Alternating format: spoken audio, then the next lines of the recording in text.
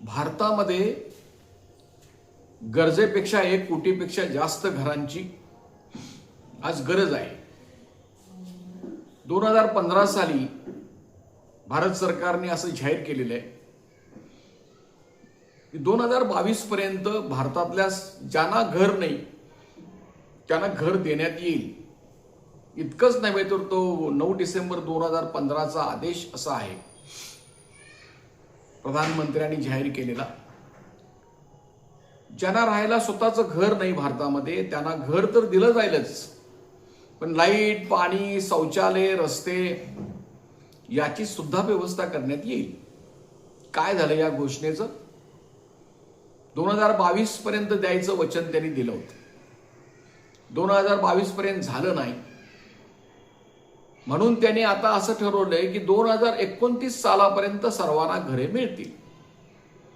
महाराष्ट्रातल्या मुख्यमंत्र्यांनी असं जाहीर केलेलं आहे की आणखीन 30 लाख घरं महाराष्ट्रामध्ये बांधली जातील।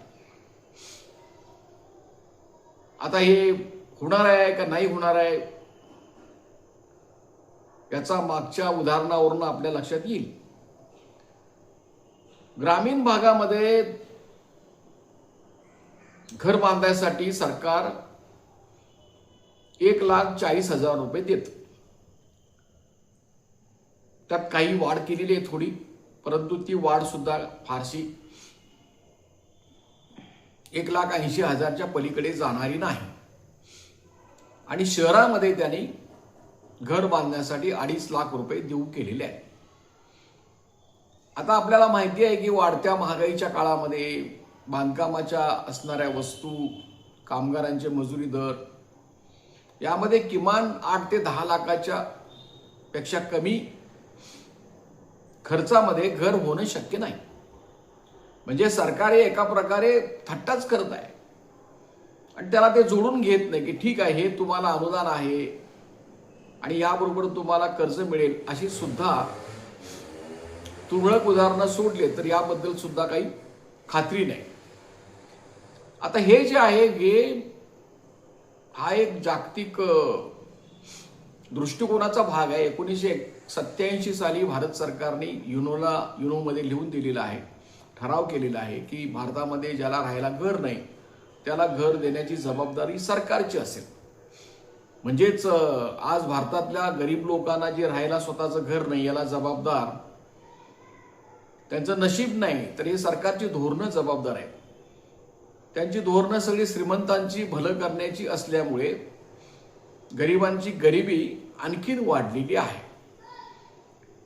घरांच्या प्रश्नाबद्दल दुसरी बाब अशी आहे की या बांधकाम कामगार कल्याणकारी मंडळामार्फत महाराष्ट्र शासनाने त्यांची योजना या प्रधानमंत्री आवास योजनेला जोडून घेतलेली आहे। म्हणजे हे 2 लाख रुपये झाले, शहरामध्ये असो किंवा ग्रामीण भागामध्ये असो ते मिळेल। आता हे 2 लाख ते 2.5 लाख म्हणजे 4.5 लाख रुपये शहरामध्ये अनुदान झालं आणि ग्रामीण भागामध्ये 3,80,000 झालं। आता हे काही प्रमाणात तुरळक लोकांना मिळालेलं आहे, त्यासाठी सुद्धा खूप कष्ट करावे लागलेले आहेत आणि काही बिल्डर्सनी प्रधानमंत्री आवास योजनेखाली काही शहरांच्या मध्ये प्रोजेक्ट मंजूर करून आणले आणि त्या ठिकाणी त्यांनी बांधकाम कामगारांचा समावेश केलेला आहे। पण महाराष्ट्र सरकारला बांधकाम कामगारांना घरं द्यायचीच नाही। अगोदर कसं होतं की नोंदणी जर बांधकाम कामगारांची 1 वर्षाची असेल तर बांधकाम कामगारांना घर मिळण्यासाठी अर्ज करता येत होता। आता त्यांनी काय केले की तुमची नोंदणी 3 वर्ष असली पाहिजे, त्याशिवाय तुम्हाला अर्जच करता येणार नाही। या निर्णयाला आम्ही चॅलेंज दिलेलं आहे। कोल्हापूर खंडपीठामध्ये ती केस कामगारांच्या वतीनं सुरू आहे। दुसरं असं आहे की अलग अलग बाबी आहेत, म्हणजे ज्यांना प्रधानमंत्री आवास योजनेखाली ज्यांनी अर्ज केलेला आहे, ज्यांच्या याद्या सोशो इकॉनॉमिक सर्व्हे जो 2011चा आहे त्याच्यामध्ये घर मागणी केलेली जी यादी अजून शिल्लक आहे, त्याचं कारण असं आहे की ज्यांचं घर मंजूर केलेलं आहे त्यांच्या मालकीची जागा नाही आणि ही प्रधानमंत्री आवास योजना अशी आहे किंवा रमाई योजना असो, इतर काही योजना असो, तुमच्या मालकीची जागा असल्याशिवाय ते अनुदान देत नाही। आणि त्या लोकांची जमिनीची गरज सरकारने भागवली पाहिजे होती. याद्या तुमच्याकडे आहेत, तुम्ही कौतुक करता सगळं ऑनलाईन कामाचं, तुम्हाला सगळं माहिती आहे. आणि मग आणखीन एक योजना सरकारची आहे, दीनदयाळ उपाध्याय. त्या योजनेमध्ये काय आहे की ग्रामीण भागामध्ये ज्याला राहायला स्वतःचं घर नाही त्यांना घरांची जागा खरेदी करण्यासाठी 1,00,000 रुपये देण्यात येतील. समजा ह्या योजनेखाली जर एखाद्यानं जागा घ्यायची ठरवली तर 1,00,000 रुपयाला अर्धा गुंठा सुद्धा जमीन मिळत नाही. म्हणजे इथं सुद्धा जे वास्तवात येणार नाही ते करून ठेवलेलं आहे. आणि याचा आणि त्या यादीचाही काही संबंध नाही. म्हणजे त्यांनी ह्या 3 गोष्टींचं सूत्र एकत्र घातलं असतं तर लोकांना मिळालं असतं ना. म्हणजे आता काय आहे की ग्रामीण भागामध्ये 4,80,000 रुपये हे अनुदान मिळू शकतं. दीनदयाळ उपाध्यायचे 1,00,000, 2,00,000 रुपये बांधकाम कामगारांचे 3,00,000 आणि 1,80,000 पर्यंत प्रधानमंत्री आवास योजना. 4,80,000 रुपये जर अनुदान तुमच्याकडे असेल आणि जर तुम्ही कोऑपरेटिव्ह जर बनवली तर मग कुठलीही बँक तुम्हाला कर्ज देऊ शकेल. आणि तुम्ही समजा एक 9 लाखापर्यंत जर ते फ्लॅट चांगला उभा केला तर तुम्ही 4,00,000 रुपयेपर्यंतची रक्कम सहज फेडू शकता. तरी सहज शक्य बाब आहे. परंतु या तिन्ही गोष्टी सरकारने वेगळ्या वेगळ्या करून ठेवल्यात. एकाचा एकाशी काही संबंध नाही. तिन्ही गोष्टी एकत्र जोडायला पाहिजे होत्या, त्या जोडलेल्या नाहीत. आता ही ग्रामीण भागातली बाब झाली. शहरामध्ये सुद्धा असंच आहे. आता शहरामधले 2 भाग आहेत, जी महानगरं आहेत, मुंबई, कल्याण, ठाणे, हा जो सगळा परिसर आहे, बृहन्मुंबई, विरारच्याही पुढे, आणि मग नागपूर असेल, औरंगाबाद असेल, नाशिक असेल, पुणे असेल, इथे तर फ्लॅटच्या किंमती ह्या 25 लाखाच्या पुढे गेलेले आहेत. 1 BHK सुद्धा. हे आवाक्याच्या बाहेरची बाब आहे. परंतु त्यामध्ये समजा जर 4.5 लाख रुपये जर वजा होत असतील तर लोक धाडस करतील. यांच्या ज्या म्हाडाच्या योजना आहेत त्या अगदी बिल्डरच्या घरांच्या किमतीच्या जवळपासच्या असतात. तिथंही सामान्य माणूस धाडस करू शकत नाही की काय अशी स्थिती आहे. खूप कमी उदाहरणं अशी आहेत की ती लोकांना परवडणारी घरं म्हाडा बांध. त्याचाही एकूण धोरणाशी काही सांगड नाही आहे. प्रधानमंत्री आवास योजनेची सांगड नाही. त्यामुळे की हे जर अनुदान मिळवायचं असेल, म्हणजे मी तुम्हाला आता सांगितलं की 4,80,000 रुपये हे ग्रामीण भागामध्ये मिळू शकतात. तुम्ही जागा खरेदी करून जर प्रोजेक्ट राबवला तर.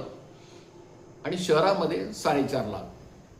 आता आम्ही शहरामध्ये जे सहकार्य घेतलेलं आहे तर ज्यांनी हा प्रधानमंत्री आवास योजनेखाली प्रोजेक्ट मंजूर करून आणला त्यांच्या सहकार्याने त्या ठिकाणी बांधकाम कामगारांना घरकुले मिळाले. आता यामध्ये मुद्दा असा आहे की बांधकाम कामगार असोत किंवा बांधकाम कामगार नसोत, ज्यांना घर पाहिजे त्यांनी 10-15 एकत्र कुटुंब असतील, एकत्र येऊन प्रयत्न केले पाहिजे.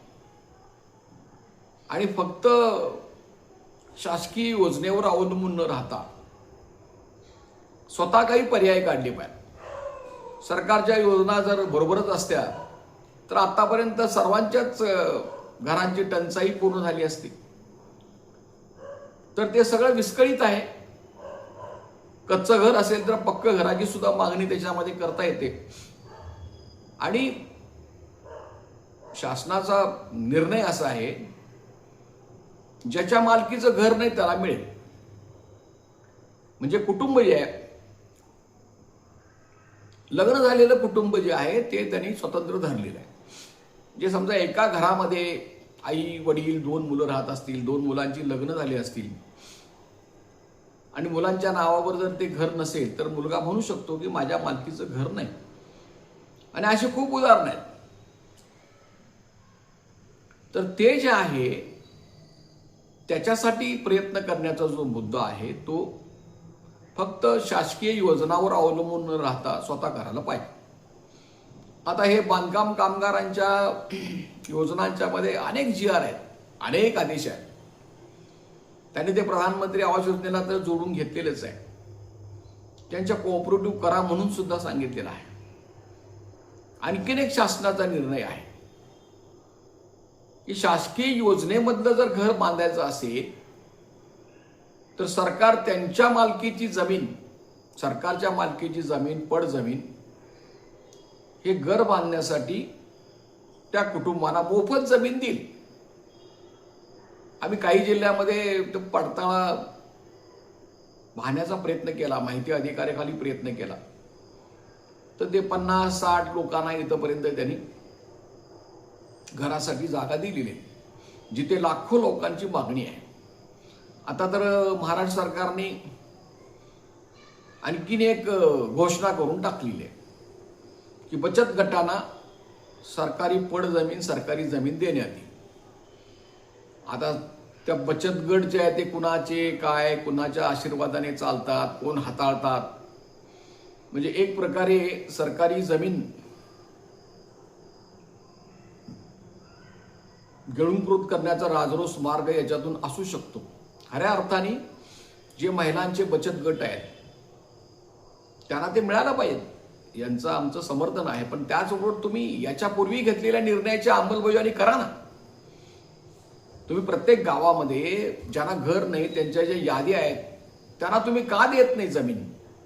त्यांनी घराची मागणी केलेली आहे, त्यांची यादी ग्रामपंचायतमध्ये आहे, मग त्यांना तुम्ही सरकारी जमीन का देत नाही?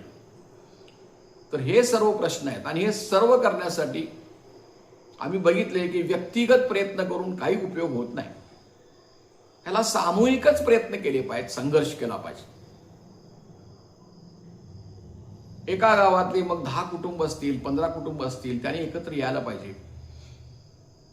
त्याने एकत्र येऊन धाडस केलं पाहिजे, गुंतवणूक केली पाहिजे, त्याने ॲग्रीमेंट केलं पाहिजे, जमीन खरेदी केली पाहिजे आणि जमीन खरेदी करून ते बँकेकडे दिलं पाहिजे, त्या दीनदयाळ उपाध्याय योजनेकडे दिलं पाहिजे की आम्ही हे ॲग्रीमेंट केलेलं आहे, आम्हाला तुम्ही 1-1 लाख रुपये द्या. त्यांनी जर 1 लाख रुपये मंजूर केले तर तेच बँकेमध्ये सांगायला पाहिजे आणि मग ती प्रधानमंत्री आवास योजना आणि ज्यांचं बांधकाम योजनेमध्ये बसू शकतं 3 वर्षाचं, अशा पद्धतीनं त्याची पुढे वाटचाल करायला पाहिजे. सगळ्यांनी म्हणून प्रयत्न केला. हे बांधकाम कामगारच आहेत, त्यांनी जर स्वतः जर बांधकामामध्ये लक्ष घातलं तर आत्ता जी बांधकामाची किंमत असते त्याच्या निम्म्या किमतीमध्ये सुद्धा घरं बांधून होऊ शकतात, अपार्टमेंट उभा राहू शकतात. त्यामुळं की हा प्रत्येक जिल्ह्यातला प्रश्न वेगळा आहे, प्रत्येक गावातला प्रश्न वेगळा आहे. या सर्व प्रक्रियेमध्ये लोकांनी सहकार्य केलं पाहिजे. ज्यांना या प्रश्नांची जाणीव आहे संघटनेने त्यांना मदत केली पाहिजे. आता साधारणपणे ज्या कामगार संघटना आहेत त्यांची वार्षिक वर्गणी 500 रुपये तरी असते. जे संघटनेचे सभासद असतील त्यांचंच आम्ही पाठपुरावा करू शकतो, कारण मी या सगळ्या सांगितलेल्या बाबी ह्या प्रत्येक ठिकाणी तपासून पाहावे लागतील, ती कागदपत्र पाहावे लागतील. त्यांना आम्ही एक गुगल फॉर्म पाठवून देऊ, तो गुगल फॉर्म त्यांनी भरून दिला पाहिजे आणि त्यांना आम्ही निश्चित मार्ग सांगू की तुमचा अशा पद्धतीने प्रश्न सुटतो आणि त्यांचा घरांचा प्रश्न सुटूपर्यंत त्यांच्या आम्ही पाठीशी राहू. कोणत्या योजनेमध्ये बसते हे बघायला पाहिजे. आता आम्ही सांगलीमध्ये 25 वर्षापूर्वी घरांची मागणी केली. त्यासाठी 2018 मध्ये मुंबई हायकोर्टने निर्णय दिला की 1301 बेघरांना तुम्ही घरे द्या सांगली शहरातल्या. आता 25 वर्षानंतर त्यातली 357 लोक आम्हाला धोंडाळून मिळाली आणि त्यांना घरं देण्याच्या, घरकुरी देण्याची एक प्रक्रिया सध्या महापालिकेमार्फत सुरू आहे. दुसरं आम्ही सांगितलं तुम्हाला की गोखले बिल्डर्स जे आहेत त्यांचा 230 घरांचा प्रोजेक्ट आहे, मोठा प्रोजेक्ट त्यांनी राबवला आहे, प्रधानमंत्री आवास योजनेखाली मंजूर करून घेतलेलं आहे. त्यांना सुद्धा आम्ही 90 बांधकाम कामगार मिळवून देण्यामध्ये सहकार्य केलेलं आहे. अजूनही त्यांच्याकडे पहिल्या मजल्यावर 12 फ्लॅट्स शिल्लक आहेत. आणि ते 12 लाख रुपयाला द्यायला तयार आहेत. जर कोणाला सांगलीमध्ये ते फ्लॅट्स घ्यायचे असतील तर जरूर येऊन त्यांनी संघटनेशी संपर्क करावा. तिसरी बाब अशी आहे की मिरज समतानगरमध्येच आणखीन 12 बांधकाम कामगारांचा प्रोजेक्ट सुरू आहे. फ्लॅट्स बांधकाम सुरू आहे. त्यांना सुद्धा 4.5 लाख रुपये अनुदान मिळणार आहे. आणि अशा पद्धतीने अनेक ठिकाणी असा प्रयत्न सुरू आहे. तर सध्याची या बांधकाम कामगार कल्याणकारी मंडळामध्ये सगळं जे गैरव्यवस्थापन सुरू आहे, 37 लाख अर्ज प्रलंबित आहेत. अशा सर्व परिस्थितीमध्ये हे मी आतापर्यंत तुम्हाला सांगितलेलं आहे, हे आपण स्वतः करू शकतो. यामध्ये मंडळाचा काहीही संबंध नाही. त्यांना त्या मागण्या ज्या असतील त्या कायदेशीर मान्य करण्याशिवाय पर्यायी नाही. तर असं स्वतः प्रयत्न केले पाहिजे. फक्त अर्ज करून उपयोग नाही, सामूहिकपणे प्रयत्न केले पाहिजेत. गरज लागली तर संघर्ष केला पाहिजे. तर जरूर तुम्हाला तुमच्या मालकीचं घर मिळून जाईल. आणि यासाठी प्रत्येक जिल्ह्यामध्ये लोकांनी एकत्र आलं पाहिजे. तुम्ही आमच्या संघटनेचे सभासद व्हा. त्या गावामध्ये जिल्ह्यामध्ये त्यांचे आपण ग्रुप्स तयार करू आणि हा प्रश्न सोडवण्याचा आपण नक्की प्रयत्न करू. आणि आम्हाला यापूर्वी यामध्ये यश मिळालेलं आहे. पण हा जो सगळा गुंता आहे तो या सगळ्या योजनांच्या मध्ये असलेल्या वेगळ्या वेगळ्या ज्या अटी आहेत, वेगळे वेगळे जे निर्णय आहेत, त्याचं एक सुसंगत सांगड घालायला पाहिजे. आणि हे सांगड घालण्याच्या बाबतीमध्ये शासकीय अधिकाऱ्यांना इंटरेस्ट नाही. त्यांना त्याच्यामध्ये स्वारस्य नाही. फक्त कागदावर किती घरं मंजूर आहेत आणि काय आहे हिशोब करण्याच्या पलीकडे आकडेमोड करून सरकारला रिपोर्ट दिलं की त्यांचं काम संपलं. तर तुम्ही जागे व्हा, समजून घ्या, संपर्क करा, सभासद व्हा. आणि या घरांच्या प्रश्नाबद्दल तुमचा स्वतःचा घराचा प्रश्न कसा सोडवायचा, प्रत्येक ठिकाणचा प्रश्न वेगळा आहे. ती तुमची कागदपत्र पाहिल्याशिवाय, केस बघितल्याशिवाय, त्याचा स्टडी केल्याशिवाय, तो आमच्या स्टाफला त्याचा गुंता नीट समजावून घेतल्यानंतर तुम्हाला त्याचा उलगडा समजून दिला जाईल. तर या पद्धतीने तुम्ही संघटनेचे सभासद व्हा. तुम्हाला नंतर संघटनेचे सभासद झाल्यानंतर तुम्हाला एक गुगल फॉर्म पाठवून दिला जाईल. तो तुम्ही भरून पाठवा आणि ही प्रक्रिया पूर्ण केली जाईल. लक्षात ठेवा की तुमच्या अर्जाबरोबरच संघटना ज्या वेळेला सांगेल संघर्ष करण्याची अवस्था आहे, मेळाव्याला येण्याची गरज आहे, आणि ही लक्षात घेऊन या प्रक्रियेमध्ये तुम्ही सहभागी व्हा. याच्यामध्ये आम्ही तयार फ्लॅट्स सुद्धा दिलेले आहेत, अजूनही आम्ही देऊ शकतो. जमीन घरांसाठी वेगळं घेणं हा सुद्धा एक वेगळा मुद्दा आहे. घरं बांधणं हा सुद्धा आहे. तरी हा सर्व विषय लक्षात घेऊन तुम्ही अत्यंत जागरूकपणे, गांभीर्याने आमच्याशी संपर्क करा, एवढी आपल्याला मी विनंती करीत आहे. मी शंकर पुजारी. माझा संपर्कासाठी मोबाईल क्रमांक आहे 9960499366. हे जे यूट्यूब चॅनल आहे ते असंघटित उद्योगातील कामगारांच्यासाठी आहे. ते तुम्ही विनामूल्य असल्यामुळे सबस्क्राईब करा, लाईक करा, फॉरवर्ड करा. एवढे आजचे मुद्दे पूर्ण करून मी विवेचन पूर्ण करीत आहे. धन्यवाद. जय भीम, लाल सलाम.